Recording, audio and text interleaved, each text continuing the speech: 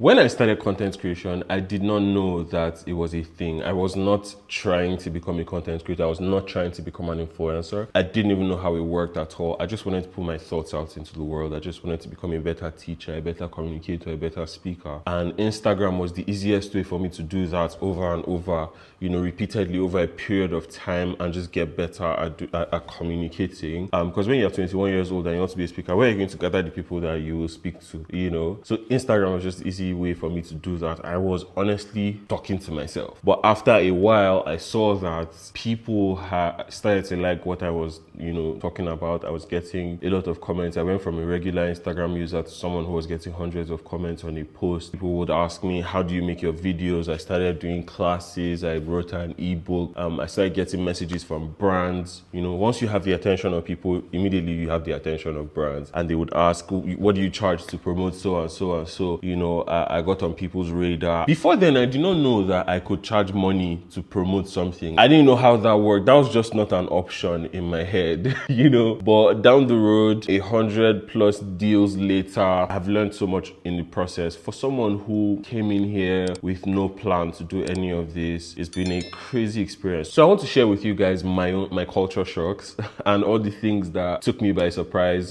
Most of the things that I don't like about being an influencer as someone who became an influencer by accident. Of course, if something happens by accident and you don't like it, you can't stop, but I enjoyed it. I also love myself a paycheck, so I have continued, but the initial moments was like everything just happened by accident. So there's parts of it that have been tough. There's parts of it that if I could change, if I could go back in time, I would love to change. So as someone who isn't an influencer yet, or who is an influencer and you just want to, watch this and see if any of this is relatable to you, watch this. Let's get started real quick. Also, I should say that I'm going to make a video balancing this one out. I'm going to make a video about why you should be an influencer, why you should pursue being a creator in 2025. But I want to talk about this one first. So let's get started. First of all, the first reason why you shouldn't want to be an influencer is because to a lot of people, it's still not a real job. When I started making content in 2019 and you tell people, like people ask you, what do you do? And you say, I'm a content creator. They would ask, what's your real job? Where's your office? What company do you work with? Because to a lot of people, it's just not a real job. Even with my,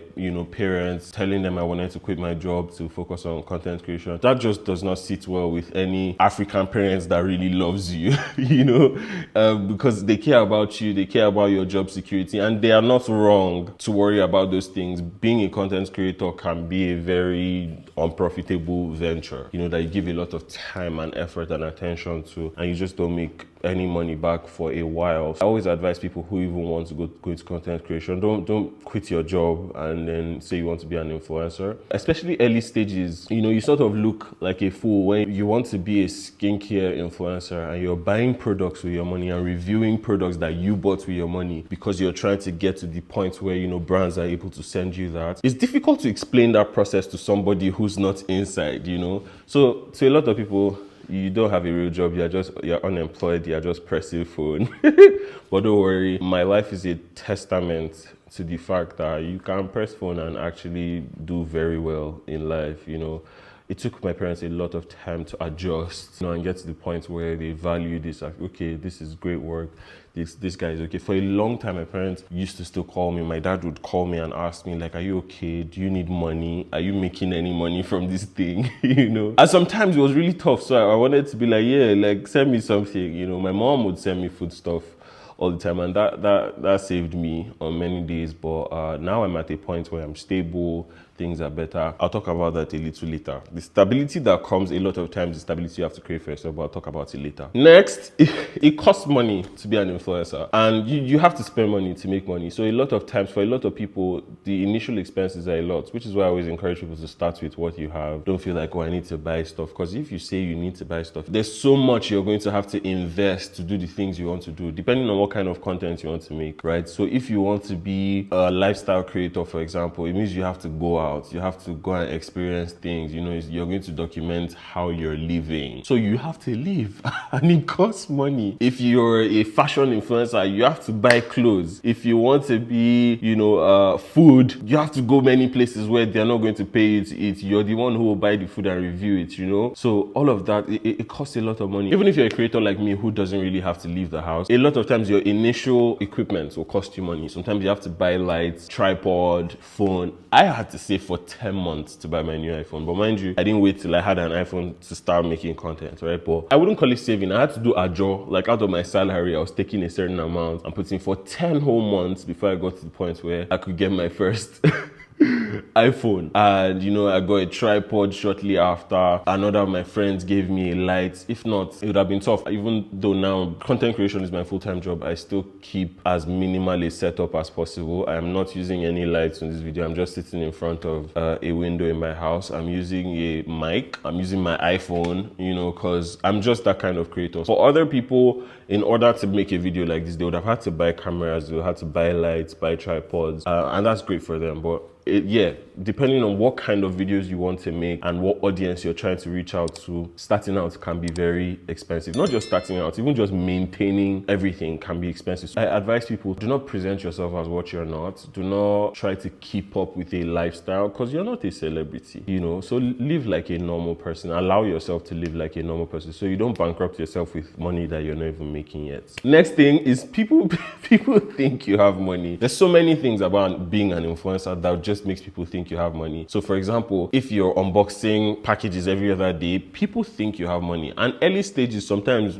you don't really have money, but people just think you have a lot of money, especially because sometimes you partner with brands, sometimes you do giveaways, sometimes you raise money for people in your audience. You just be doing things and people just assume from afar that you must have a lot of money if you're able to do all those things, but they don't know that this is you just prioritizing what is important to you. This is you putting your money where your mouth is, especially if you're a travel creator, for example, considering the fact that many people view that as a luxury and they're not at a stage in their life where they feel like they can afford it, and then you're a creator who's traveling every month or every 3 months, they don't understand that that's an investment into your work that costs you a lot of money. They just feel like, you went to Tanzania the other day, you have a lot of money. You're a boxing package, you have a lot of money. You wore a different dress to different events every month, you have a lot of money. And you're not going to be able to convince them that you don't have a lot of money. Why do you even want to convince them that you don't have a lot of money? Do you get? Like, if they see you that way, let them see you that way. That's their problem. But it can very easily become your problem because family members can see you online and feel like, let's ask this person for money. Like some of the DMs I've gotten, like people asking for money, I just see the amount and I'm just like, first of all, I don't know you. Second of all, why do you think I have why do you think I have that kind of money lying around? Do you get, like, miscellaneous 1 million? Who do you think I am? But yeah, people think you have money and you're going to have a lot of trouble convincing them that you do not. Especially because a lot of influencers and people who are doing very well in your field, who have gone far ahead of you, they actually do very well, right? Or at least they look like they do very well. So people are just going to use that eye to look at you also. Next reason why you should be an influencer is because it can get really hard to separate real life from social media, especially if you're like a lifestyle influencer or even if you're a teacher like me, because a lot of things that I teach are drawn from my experiences. So how do you decide which one you will share with the world? How do you decide which one you will not share? How do you decide which one you will talk about? How do you decide what's a teaching moment and what's not a teaching moment? You know, you see a lot of people, you know, they talk about, you know, I was having a conversation with my daughter this morning. How do you decide which one you're just going to keep as, oh, this is my real life? Even the pictures you take every day, how do you decide which ones you're just keeping for your memories and which one is content? How do you decide between what is a picture from my gallery and what is content? It's very tough. You can just wake up and realize you found yourself in a position where everything is content, where you're always like, you don't even know how to sit and just enjoy a moment. You feel like you need to capture it, otherwise you're wasting money. You know, this happened to me when I was traveling. I always wanted to travel. So the moment I started to make a certain amount of money, I started to prioritize travel and, you know, invest my money in that direction. But being a content creator, I felt like my job is to create. So one of the ways to make sure that this travel is worth it is to make videos of everything. But other people who are not creators, they have the luxury of being inside an experience and not needing to make a video or photo of it. And even when they make it, they know they are never sharing it, so it doesn't have to be perfect. But I, as a creator, I'm thinking about the angles, I'm thinking about, and all of that can take away from the enjoyment of it. Don't get me wrong, it's 100% possible to live in the moment and document it. I even advocate for documenting moments. Even if you're not a creator and you never plan to share, I 100% advocate for documenting your moments, because you even get to live it twice. You know, people say live in the moment will pass by, but if I document it, it means I get to relive it. Like at the end of the day, I can watch it again, and next week I can watch it again, and 12 years from now I can watch it again. So I'm 100% an advocate, but the point of view I'm talking about it from is how that it affects what you're able to treasure as your own versus what you consider to be content for an audience. And there has to be that difference. Everything cannot be content. You're not a reality TV star, unless of course you want to be a reality TV star, in which case I would tell you, I hope you know that a lot of reality TV shows are scripted. Not of course in the way that a movie is scripted, but the actions, you know, they sort of script some parts and just let everything else play out, and they don't put out the whole thing. There's parts that are still cut out, there's parts that are still edited out, you know, for it to be TV appropriate, or, you know, for it to fit an agenda. So that's a responsibility that you have for yourself. A book that I recommend, I'm currently reading and I recommend everyone reads, is Digital Minimalism by Cal Newport. After reading the book, you may not decide to practice digital minimalism, but it will help you think about social media in a more healthy way, so that you're not just there back to back, you know, doom scrolling and just making your life intertwined, because it's not the same thing. There's real life and there's social media. I say this as someone who I have grown to not view it as two different things, you know, because some of the people I've met on social media have been the most supportive I've ever met in my life. Some of my closest friends, more than half of everybody that was on my groomsmen when I got married, I met them on Instagram. You know, so some of my favorite people, some of the closest people to me right now, I met on the internet. But you have to still understand that there's your friends and there's social media. There's your real life and there's social media. Social media is not a safe space. You still have a responsibility to protect yourself, to protect your real life, to protect everything that is important to you in the real world. So that can be a very tricky balance. We see all the time influencers who have lost touch. You can just tell that this person is not in touch with, they don't even know who they are anymore. You know, I don't want that to be you. Which leads me to my next point. You can get distracted if you're not self-aware. You know, someone, I don't know who says this, but I heard a quote some time ago where someone said, if you don't know who you are, people will tell you who you are and you will believe them. Because of how fast moving social media is, you need to be careful what you pay attention to. You know, if somebody says something terrible about you, like a troll, you need to know that that person, your video is one of 1,000 they would watch in a day, and they watched it in passing. So what they say is not as consequential to you. You should only listen to people who are close to you, people who are in your real life. Listen to yourself. You know, somebody said, I don't take criticism from people that I would not take advice from. You know, don't take constructive criticism from people who haven't constructed anything, right? So this, you need to do the work of being self-aware. As someone who wants to be a creator and influencer, who wants to have a public-facing life, is so important, because Andy Stanley always says, if you go with the flow will take you somewhere you don't want to go. So you can't afford to go with the flow. You have to be on guard. And one of the easiest ways to do that is to build self-awareness, is to learn about yourself, spend time with yourself, read books, listen to podcasts. Don't just be the creator who's constantly online. It's easy to justify it, you know, and just say, it's work. Or you just wake up one day and your brain is fried. You don't want that to be you. Next reason is inconsistent income. Being an influencer means you can have a very good month and, you know, the next month zero, or the next 2 months safe. So you need to have a plan for how you will create stability for yourself, because it's up and down. It's up and down. It's all over the place. You know, income isn't straightforward. Sometimes it's high season for brands, like toward the end of the year. A lot of brands want to work with a lot of influencers, and sometimes there's just no brands. Sometimes there's brands working with other people, but they're not contacting you, or they're contacting you but the prices didn't align, or you know, you can just have a very dry period sometimes, and that can be challenging. So if you have a 9-to-5 and you want to be a creator, keep it for a while.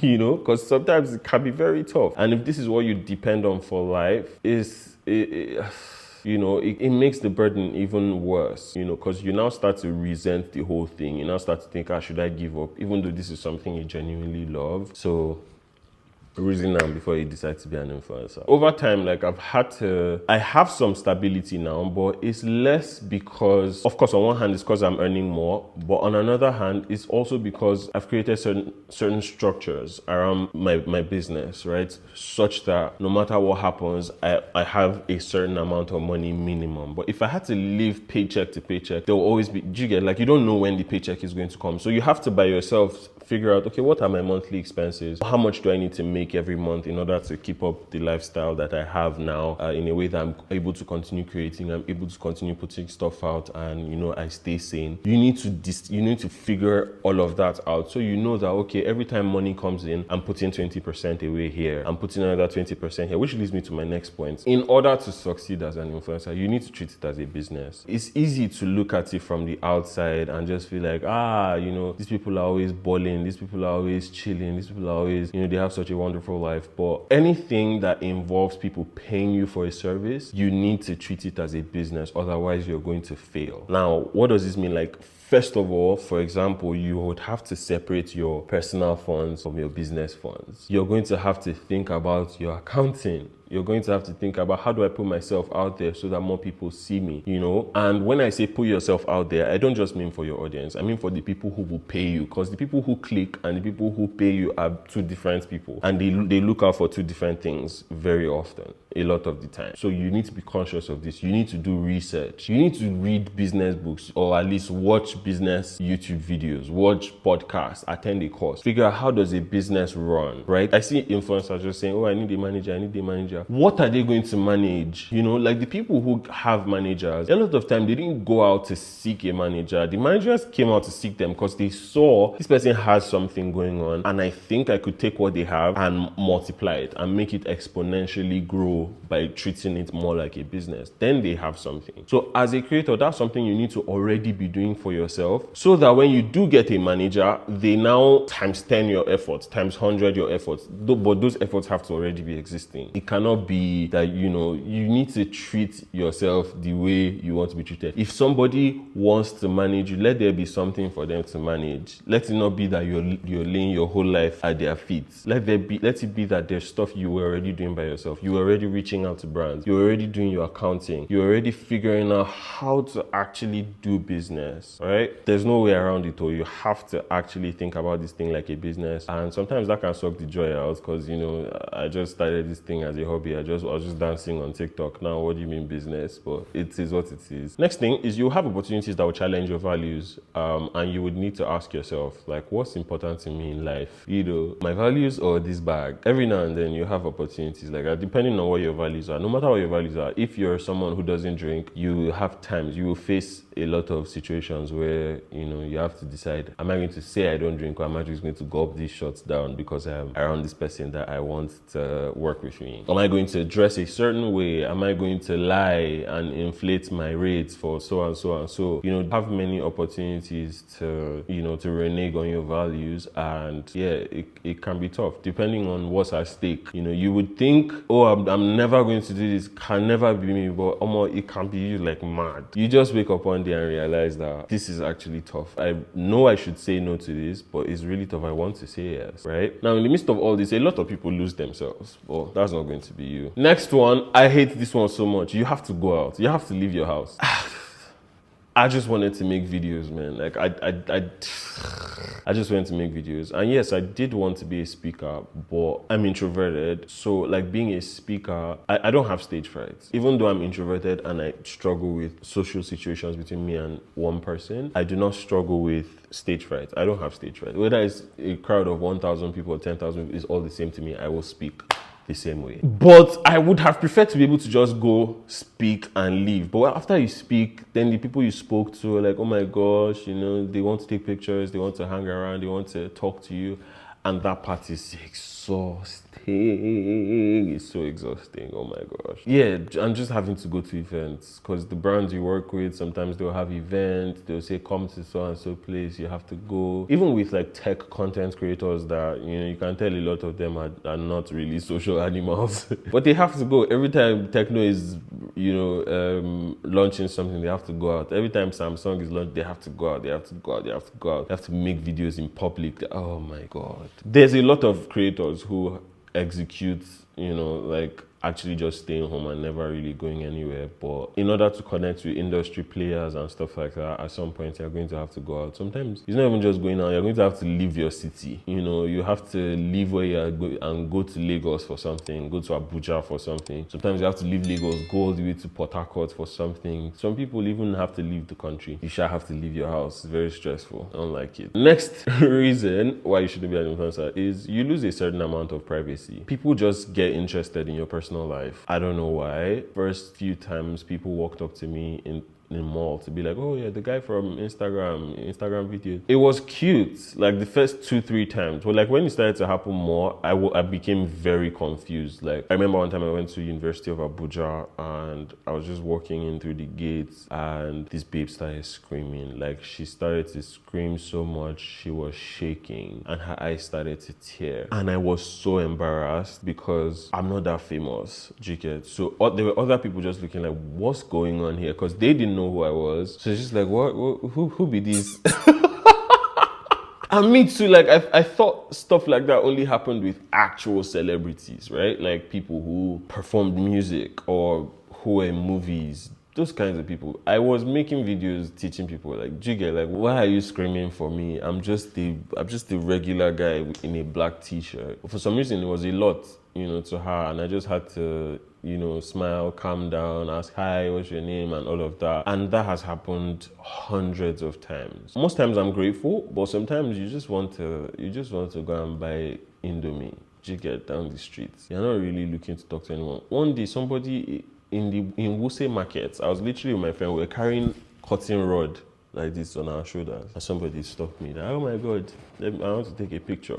It was very, I wanted to be like, are you not seeing? What's your problem? There was one time when somebody tried to talk to me at the urinal in church. Like, we're in church, I came out to pee, and then like we're literally standing in front of the urinal. Picture this. I mean, maybe you shouldn't, but like we're literally standing in line at the urinal. He just looks sideways, like, oh my God, Salem. I'm just like, bro, we're literally in the middle of very, private business. Don't you think?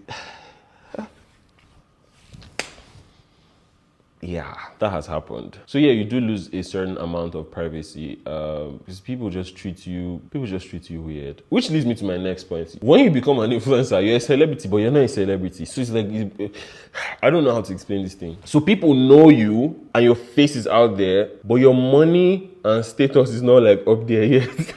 So you still have a normal life. You still have a normal life where you do your own grocery shopping, where you jump bike, where you enter keke, where you enter bus. A friend of mine was complaining about this recently. Ama, I don't know if you guys know Ama, the amazing Ama. He was complaining that like he was inside bus and going to the gym and somebody was asking him, are you safe if you enter bus? And just like, duh.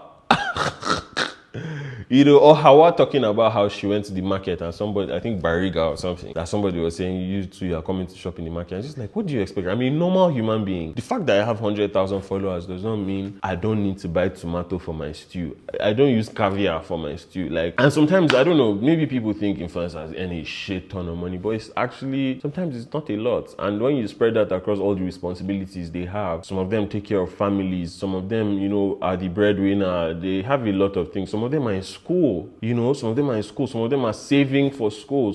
So many things. So as an influencer, you're a celebrity in the sense that people know you, but you're not, your lifestyle is not celebrity lifestyle. So it's really tough. I have had some days where people walk up to me and I'm like, this is why celebrities have bodyguards. Because I always wondered, like, why do you have bodyguards? Nobody's going to come and shoot this babe. Why does she have a bodyguard? But I now realize it's not just for people who want to harm them. It's also people who just disrupt their day in a weird way. You could be sitting with friends, with family, and people will just come and interrupt your lunch because they want a picture, because in their mind they don't know when they'll see you again.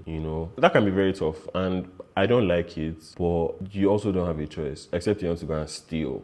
you know, and get to the point where you can move around, you know, with a driver and an orderly and a bodyguard, but you're just not at that point. You still have a normal life. In fact, the reason why you're able to make such relatable content is because you have a normal life. But then sometimes you meet these people who you make this content for, and they expect that you have an extraordinary life, and I don't understand it. Like, it makes no sense to me, you know. And me, I always try to demystify it to people. You know, it affected me really early on my journey.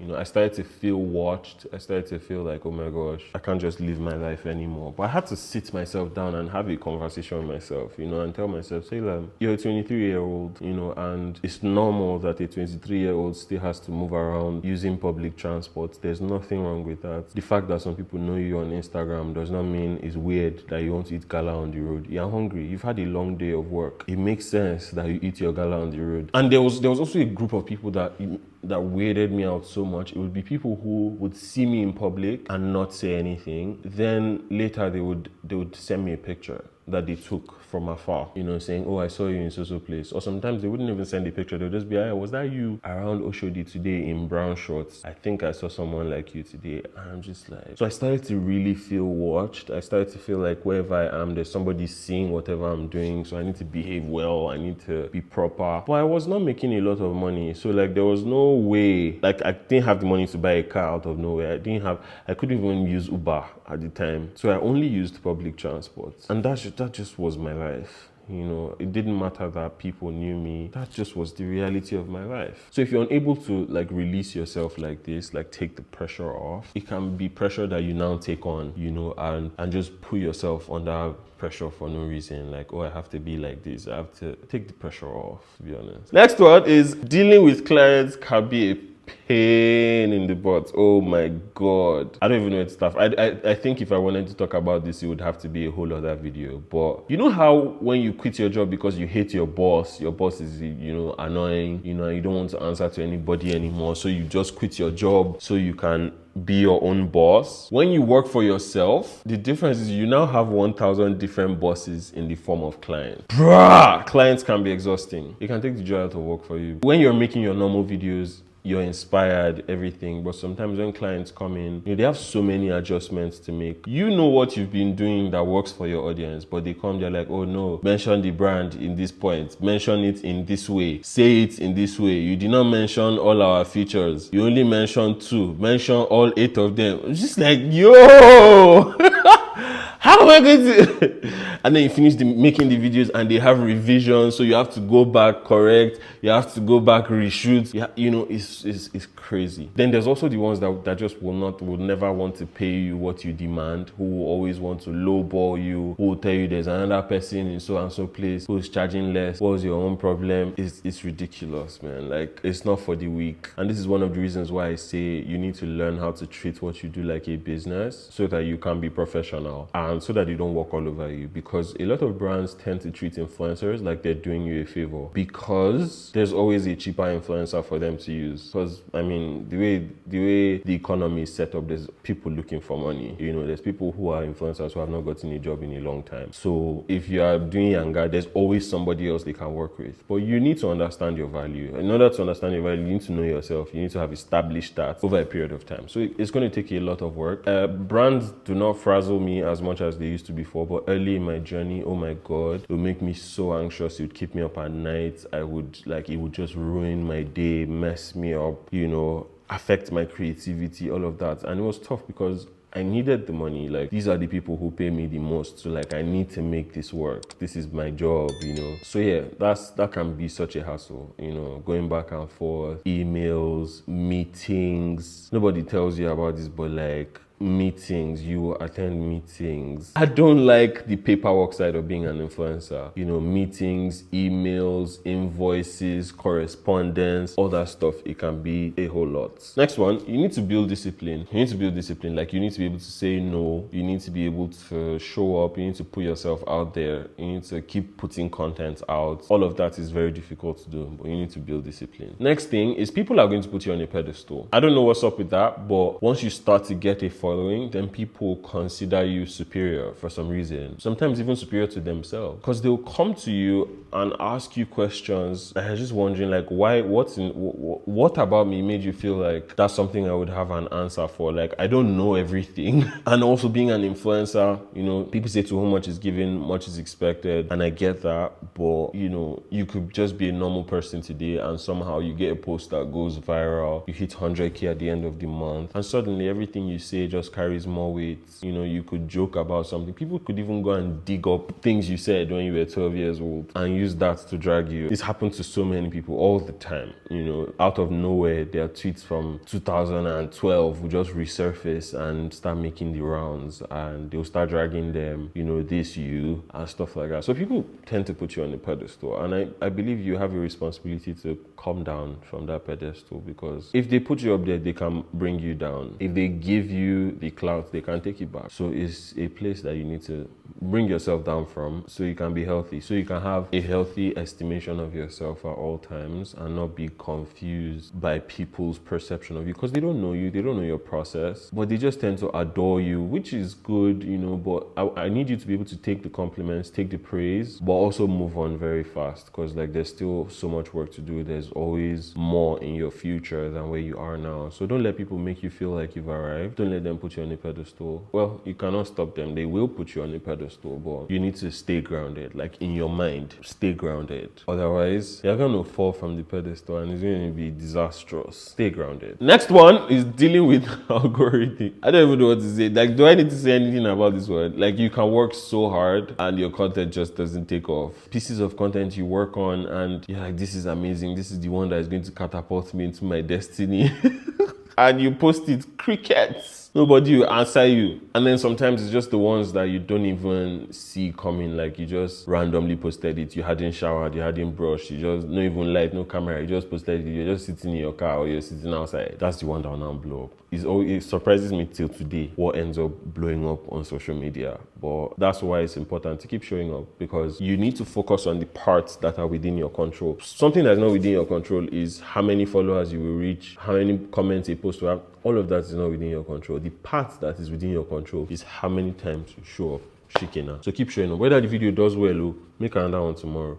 Where a video does badly, make another one tomorrow. That's where your power is. That's what's within your control, your ability to show up again and again and again. Next one, this is one of my worst ones, but turning a hobby into work can take all the fun out of it, because now it's not this thing you can now do anytime you like. You have to wake up in the morning and jumpstart. It can take all the fun out of it. Like there's people who loved to create, started creating, were making money from it, and actually gave up and never came back ever again, because all the parts of it that allow it to be profitable can also become very dreary. You know, it's like somebody who sings in church and they just sing for joy, they just sing for the Lord. But once you have a record deal, you owe the record label a certain number of albums. So whether you're inspired or not, you need to make those albums. You need to go out, and when you finish making the album and you think, oh, this is great, they can say this is rubbish, go back. So that's how it is as an influencer too. Once it becomes work, it can become depressing. It can become, you know, you can get to a point where you're just like, why am I even doing this? You can start to feel like a sellout, especially when you're doing it, you're making a lot of money, but you're no longer inspired, but you feel like you can't stop because this is making you money. It feels like a prison. It feels like hell. I hope you never experience that, and I hope that if you do, you're able to get yourself out of it. But it can be tough when you turn a hobby into work. I would advise you to also have other hobbies, have other things that make you happy. Just the way that content creation was not a hobby before, because there was no such thing as content creation. Get other hobbies. Get other things you do that are unrelated to work. Other things that make you happy where there are no stakes and you're able to do them anytime you want and you're able to do them to clear off steam. For me, when I started making content, I had a 9 to 5 and I would make content as an escape, you know, go out on the streets during break and like take pictures on the streets. I did that while I was working. I did that on weekends. But now it's my full-time job. So I've had to find other things that make me happy other than making videos and taking pictures, because sometimes I do not want to make a video, even for leisure. I don't even want to see my phone, because my phone registers as work instead of just a place where I can chill. My screen time, I don't know which one is me doom scrolling and which one is research and which one is work, is all jumbled up together. That can be tough. So think about it before you decide to go full time. Next one is it's harder to experiment. It's harder to try new things. You know, the crazy thing about trying new things is in order to get better at anything, you have to do it badly first. But when you're an influencer who already has a following, it's a mentally tough battle because you now feel like I need to do this thing badly in front of all these people who already know me for doing things well. But now I have to do this thing that I'm not good at, and everybody's going to know that I'm not good at it because I'm a beginner. That was easier to do early on your journey because nobody knew who you were. You were happy to experiment. Maybe you even tried different kinds of content before you got to the point, before you settled on the one that has now brought you to the point of influencer status. But the journey of life requires you to do things over and over again. There's something my friend Taiwo says. They said you have to pay your dues in life, but nobody told you how many times you will pay your dues. And you have to pay your dues several times. You have to become a beginner over and over again. That's just part of life, you know? But it's hard to do. It's really hard to be yourself when everybody's watching. That's something Dave Chappelle said. It's hard to stay true to yourself when everybody's watching. Well, you don't have a choice. It now feels like you don't have the luxury of making mistakes, you know? If you're a successful movie director, when you make a movie and what you make from the movie, you know, financially, box office, is lower than the movie budget, everybody calls it a failed movie. No matter how excited you were creating it, everybody calls it a failed movie because they've seen that you can do better. But maybe it was an experiment for you. It's a blip in your entire journey, but it's tough. So I'd advise you to think about it as a small part of your entire journey. Like me, one of the things that helps me stay grounded is I remind myself, I've been making content for 5 years, and in any career, in any field of human endeavor, 5 years is still the early stages of my career. So all the mistakes I'm making now, all the things I'm trying, for example, being on YouTube, it's tough for me. Right? I know that sounds privileged, but for real, like on Instagram, I've posted almost 1,500 times. So I've built the muscle and the audience and the community to where anything I post sort of takes off. But when I came on YouTube, it doesn't. And I have to keep posting. I have to keep putting stuff out. Stuff that takes me a very long time to create, to record, to edit. All of that takes so long, so much longer than what it takes on an Instagram post. It's just like I'm being a beginner again, but this is what it is. You have to allow yourself to be able to do that several times through your career, regardless of who's watching. But it's very hard to do. Next one is people expect you to always be on. This may be an extreme way to put it, but I feel like people at some point do not see you as a human being. And I don't just say this from my own experience, but conversations I've had with other influencers. They forget that sometimes who you are on social media might be a character. You know, something you put on in order to communicate what you want to communicate clearly. And there are some creators that are extroverted, and they're people persons, and they're like, you know, energetic and all of that. Like I met Kiki in person, same person, online and offline, same person. A bunch of people are like the same anywhere you meet them. But there's also people who, like, for me, in order to make this video, for example, I have to play loud music for like 5 minutes and like ginger myself because I don't have the energy to be talking so much. But I have learned, like, this is now my job and I love to do it. But sometimes you go out and people still expect you to be on, always energetic. Give me that energy now. Sometimes you just don't have it to give, you know. Finally, this is the funniest one. I wouldn't say this annoys me the most, but it annoys me a lot. Everybody wants you to influence for them. Everybody. Like, even the place where you go to buy bread, you know, if they recognize you, oh my gosh, you're the guy from Instagram, please stay, let's take a picture of you with our bread. So before, I used to always just, you know, feel like, oh, I need to be nice, but now I've learned to protect myself. I've realized that if you don't protect yourself, nobody will, because they don't have a responsibility to protect you. You're the only one who has a responsibility to protect yourself. So now I've learned to say no. You know, I went to buy food someplace one day with my wife, and the person was like, oh my gosh, so good to see you, please can we take a picture of you? And I was like, no, because I just want to buy food, you know. I just want to be a normal customer. Like, the food is not free, I just want to pay.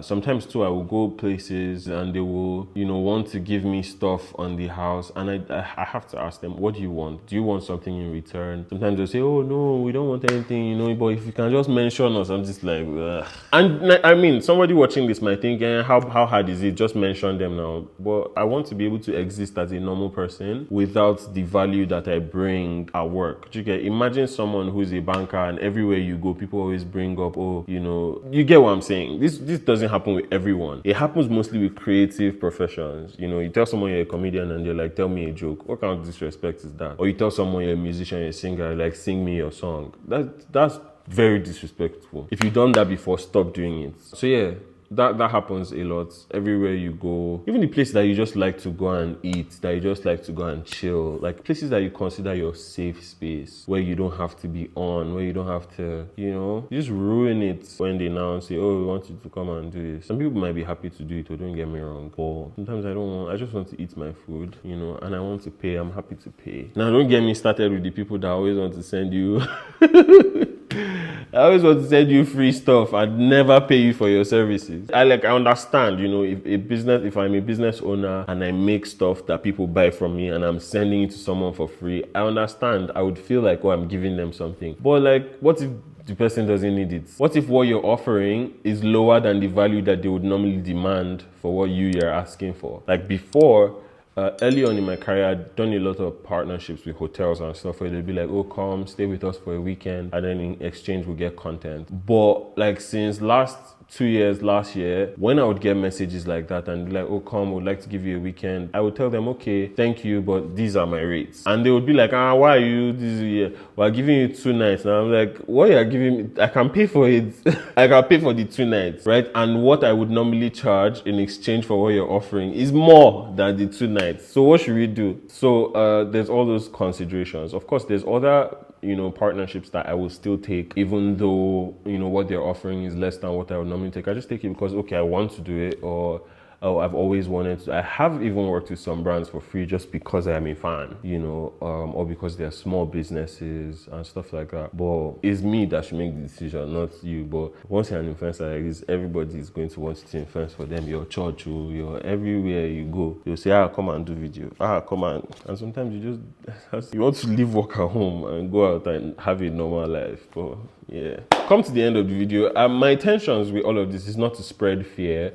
I don't want you to feel like, this is so hard, I can't do it. That's why with every point I made where I talked about why you shouldn't be an influencer, I also offered, you know, a way to navigate it. So don't be afraid. It's not the craziest thing, to be very honest. It's still a relatively easy job. Because I mean, with me, I'm complaining about all these things, but I'm still an influencer, you know, and I'm not going to stop because I found ways to navigate them, and I'm still figuring it out, and I will keep figuring it out and talking about it. This is just like a dose of reality. Don't allow anything I've said become a limiting belief for you. I just made this video because I don't want you to just feel like, there's money in influence, you know, let me enter, you know. There's no easy money in anything. I've said this before. There's no easy money in anything, not even in crime. There's no easy money. Also, don't let the reason why you decide not to do something be like, oh, it's too hard. Everything you do will get hard at some point. No matter what you decide to do, it will get hard. You know, no matter the amount of joy something brings you, it will get hard. You know, even if you fall in love with the love of your life, you get into a new healthy relationship, it's going to get hard at some point. You get everything good will get hard. So don't let that be the reason that stops you from pursuing what you want to pursue. Anyway, so if you're an influencer, let me know which of these things you relate to the most. And if you have more reasons why people should not be influencers, please share them in the comments. Tell me more. I want to hear your thoughts. I'm always excited to hear your thoughts. And if there are more parts about being an influencer you'd like to know about, just ask a question in the comments and I'll make a video about it. I'll respond, of course, but then I can make a video about it later. Just tell me what you really want to hear. And don't miss the next video. I said I was going to make a video balancing this out, talking about why you actually should consider pursuing a career as a creator and an influencer. So I'm going to make that video to balance this out so it doesn't sound like I'm trying to poop on being an influencer. Thank you for watching up to this point. If you enjoyed this video, please tap like, and if you'd like to see more like this, hit the subscribe button, and I'll see you in the next one.